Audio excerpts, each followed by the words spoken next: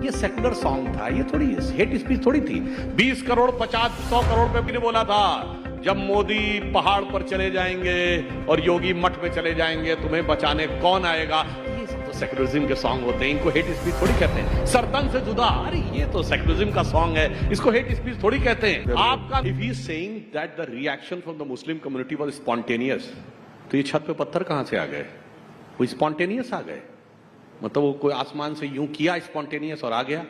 साहब this is the proof. Otherwise मैं पूछना चाहता हूं हाउ कम द ब्रिक्स, इन्होंने कहा डेवलपमेंट की खाली बात की और फिर धीरे से हट गए। अब मैं बताना चाहता हूं, एक दौर था जब भारत की ग्रोथ रेट 2% रहती थी, 1.8 और 2% in the decade of 80s। जो लोग यहां होंगे सबको पता होगा उसका क्या कह के मजाक उड़ाया जाता था कि इंडिया कभी 2% से आगे तो ग्रो ही नहीं कर सकता। अच्छा, रेट ऑफ इन्फ्लेशन कितनी रहती थी?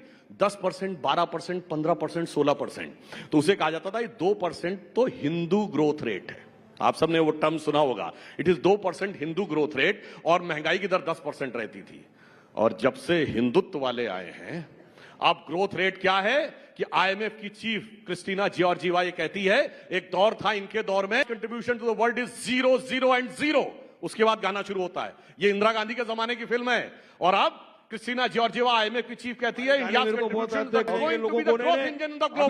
एक दिन के लिए हमारी हुकूमत नहीं रही है। सिर्फ हैदराबाद से वो बातें क्यों आती हैं कि मुस्लिम बच्चियां 8-8, 9-9, 10-10 साल की बेच दी जाती हैं, मिडिल ईस्ट में लोग चले जाते हैं, आप ही लोगों की हुकूमत है वहां जो इतनी गरीबों को काम तक पहुंच गए। एक दिन हम 5वीं बड़ी अर्थव्यवस्था है, नफरत में भी